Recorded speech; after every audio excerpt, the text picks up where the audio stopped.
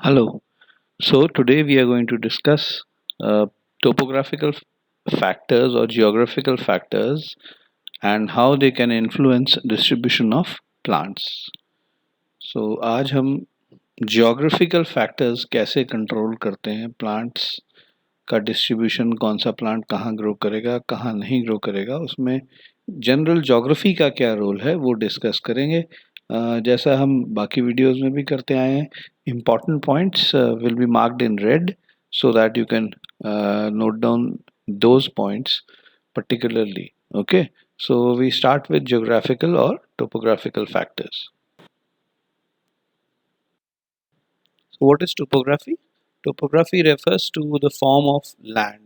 Local area में ज़मीन किस तरह की है, स्लोप है, स्ट्रेट है, हिल है, सन किस तरफ से आ रहा है, विंड कहाँ से ब्लो करती है, आसपास कोई रिवर है, कोई लेक है, सी है, ये सारी चीज़ें टोपोग्राफी में आती हैं। लोकल एरिया में भी, छोटे से एरिया में भी, अगर पास में कोई रिवर है या पास में कोई लेक है या कोई हिल है, उससे काफ़ी फ़र्क पड़ता है टेम्परेचर पे और रेनफॉल पे और बाकी कंडीशंस पे। इसलिए even local geography, local area के आसपास क्या क्या है नेचुरल चीज़ें, वो काफ़ी कंट्रोल करती हैं वेजिटेशन को। So the local form of land, locally या आसपास आपके लैंड जो है वो किस तरह की है, उसके अंदर रिवर्स हैं, उसके अंदर हिल्स हैं, उसके अंदर लेक्स हैं, या उसके अंदर डीप वैलीज हैं, ये सब टोपोग्राफी में आता है।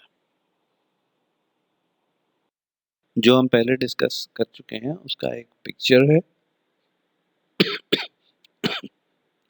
इसमें आप देख रहे हैं माउंटेन्स हैं, हिल्स हैं, रिवर्स हैं, लेक्स हैं, वैलीज हैं, सी है, बीच में ह्यूमन सेटलमेंट भी है, फॉरेस्ट भी हैं। तो ये सारी चीज़ें आप टोपोग्राफी में इंक्लूड करते हैं।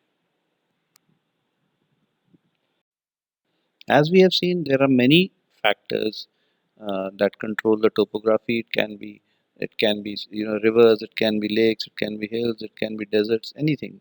But in this video, we are going to concentrate only on some of the important topographical factors. हम कुछ एक कोई लेंगे, सारे हम नहीं डिस्कस कर सकते हैं। तो जो हम डिस्कस करने वाले हैं वो बेसिकली तीन टोपोग्राफिकल फैक्टर्स हैं। Altitude means height, direction of the mountain, किस किस डायरेक्शन से विंड आ रही है और उसको पहाड़ को कैसे हिट कर रही है, उससे कैसे डिसाइड होता है वेजिटेशन। और फिर जो पहाड़ है या जो स्लोप है वो किस तरह का है, जेंटल स्लोप है या एकदम से पहाड़ स्टीप राइज कर रहा है, ये सारी चीज़ें। So total there are three factors which we are going to discuss: altitude, direction of the slope and shape of the slope. Alright, so altitude is basically height from sea level. अगर हम sea level को zero माने तो उससे हम जहाँ पे study कर रहे हैं, जहाँ रह रहे हैं, वो इलाका कितना ऊंचा है सी लेवल से, that is the altitude of the area. अब अगर हम एल्टीट्यूड को चेंज करें तो उससे बहुत सारी चीज़ों पे इफ़ेक्ट पड़ता है, लेकिन सबसे जो कॉमनली सीन इफ़ेक्ट है, जो हम फील करते हैं, जो हमें दिखाई दे जाता है, वो है या नज़र आ जाता है, वो है temperature. 1 degree change in temperature for every 500 metres. मान लीजिए कोई जगह है जैसे बॉम्बे है, कैलकाटा है, इट इज़ ज़ीरो एल्टीट्यूड, तो अगर उससे आप 500 मीटर ऊपर चले जाएंगे तो उन दोनों जगह की टेम्परेचर में 1 डिग्री का डिफरेंस आएगा। तो मान लीजिए आप 1000 मीटर्स या 3000 मीटर्स चेंज कर देते हैं तो कितना चेंज आएगा टेम्परेचर का, वो आप खुद देख सकते हैं। और इन सब चीज़ों से, टेम्परेचर के चेंज से आप ह्यूमिडिटी चेंज करते हैं, आप टाइप ऑफ प्लांट्स भी चेंज करते हैं। तो इसलिए altitude is a very important aspect of topographical factors. Okay, so this is a very common diagram which you will see in most books. इसमें हमने हाइट के हिसाब से जो वेजिटेशन है उसको डिवाइड किया into basically three types. So if we start from the bottom, left hand side पे अगर आप देखें तो 1525 मीटर्स तक जो हमने वेजिटेशन को एक टाइप दिया है, दैट इज़ ट्रॉपिकल एंड सब tropical vegetation. Tropical and subtropical vegetation goes up to a altitude or height of approximately 15 125 metres from sea level. इसके अंदर आप देखें bamboo, savanna, savanna basically grass, ठीक है, dry thorn and scrub vegetation, फिर कुछ कुछ प्लांट्स के नाम दिए हुए हैं।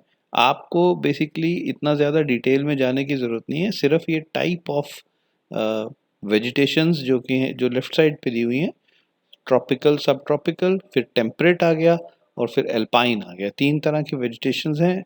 इनकी अप्रॉक्सीमेट हाइट याद रखनी है। प्लांट स्पीशीज़ आप बहुत ज़्यादा ना याद रखें, कोई ऐसी बड़ी बात नहीं है। एक आध प्लांट का नाम आप याद रखेंगे तो it's well and good. So we have after tropical we have the temperate vegetation, जिसमें जो ठंडे इलाकों में होती है, जिसमें पाइनस चील जिसको कहते हैं मेन प्लांट है। इसके अलावा एबीज है और ओक्स हैं।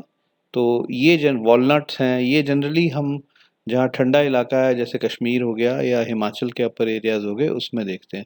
Then you come to alpine, जो बहुत ही ठंडे इलाके में होते हैं, that is above about 3500 metres की हाइट से ऊपर ऊपर होने वाले जो एरियाज हैं वहाँ पे होते हैं रोडोडेंड्रॉन्स वगैरह। और फिर 4500 के बाद स्नोलाइन आ जाती है, मतलब वहाँ सिर्फ बर्फ़ होती है, वहाँ पे कोई प्लांट लाइफ नहीं होती है। तो ये एक बेसिक डायग्राम है।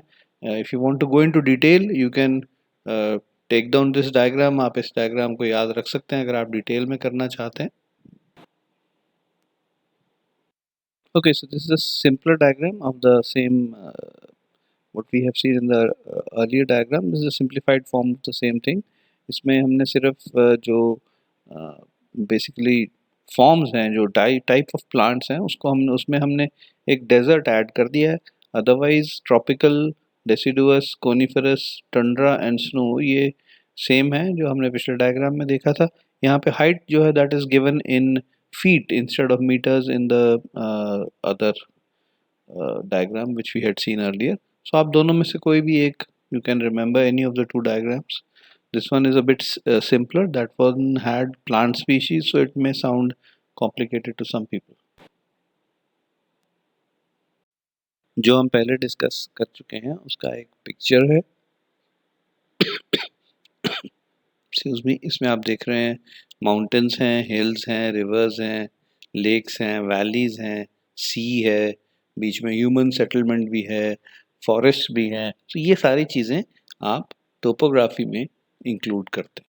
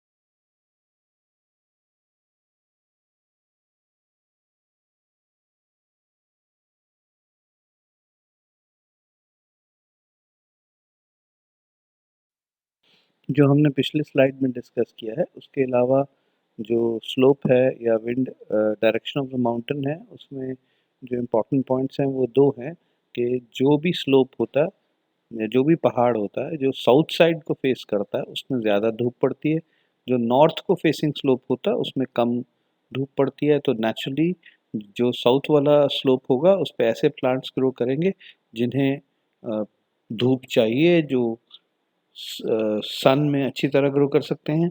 और जो नॉर्दर्न स्लोप्स हैं उनको ऐसे प्लांट्स मिलेंगे या ऐसी वेजिटेशन वहाँ आपको मिलेगी जिनको ज़्यादा धूप नहीं चाहिए, जो कम धूप में ग्रो करते हैं, जो शेड में ग्रो करते हैं। ऐसे प्लांट्स आपको नॉर्दर्न साइड पे मिलेंगे और सदर्न साइड पे आपको ऐसे प्लांट्स मिलेंगे जो ड्राई कंडीशंस, सनी कंडीशंस, धूप में ग्रो कर सकते हैं अच्छी तरह से।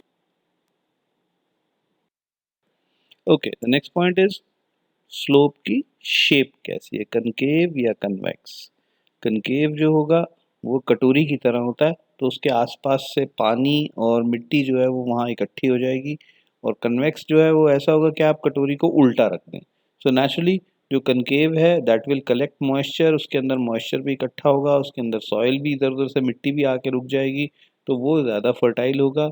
और अगर स्लोप कन्वेक्स है, उसके उलट है, तो उल्टी कटोरी रखेंगे, उसमें पानी डालेंगे तो पानी एकदम से नीचे चले जाएगा, वहाँ टिकेगा नहीं, और अपने साथ साथ वो मिट्टी भी ले जाएगा, तो वहाँ का सॉइल भी इतना फर्टाइल नहीं होगा और उस एरिया में आपको पानी की भी कमी मिलेगी। So this is a small introduction of how shape of the slope can affect the soil and water. जब soil and water effect होगा तो naturally vegetation भी effect होगी। और जनरली ऐसा देखा गया है कि जो हिल टॉप्स होती हैं,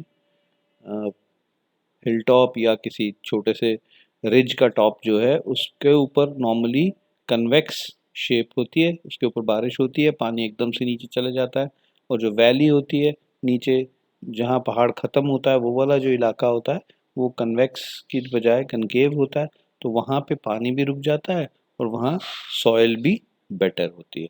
सो ऑब्वियसली आप ये देख सकते हैं कि जो ज़्यादा वेजिटेशन होगी, ज़्यादा टाइप ऑफ प्लांट्स होंगे, वो आपको वैलीज में मिलेंगे, ना कि पहाड़ के टॉप पे।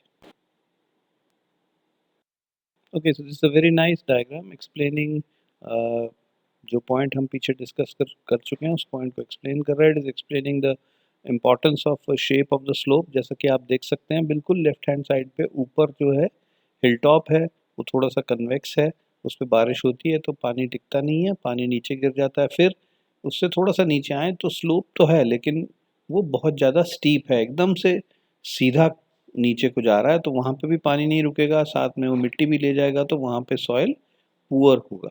थोड़ा नीचे और आएंगे तो स्लोप जो है, थोड़ा सा ढलान जो है वो थोड़ी सी स्लोली राइज कर रहा है height, so average soil, gentle slope. और अगर आप बिल्कुल नीचे आ जाएं तो वहाँ पे कनकेव है, वहाँ पे मिट्टी इकट्ठी हो रही है, वहाँ पानी भी इकट्ठा हो रहा है, so it has a very nice soil, good filtration and nice vegetation. This is an important diagram. You should draw it and keep it in mind, so that you can explain how shape of the slope is important for vegetation. Okay, so this concludes our small video on topographical factors. It's a small factor, but it is important. More of geography into it. So uh, normally in botany, you get some questions which can create problems for you in examination. So you should listen to it carefully and note down the important points.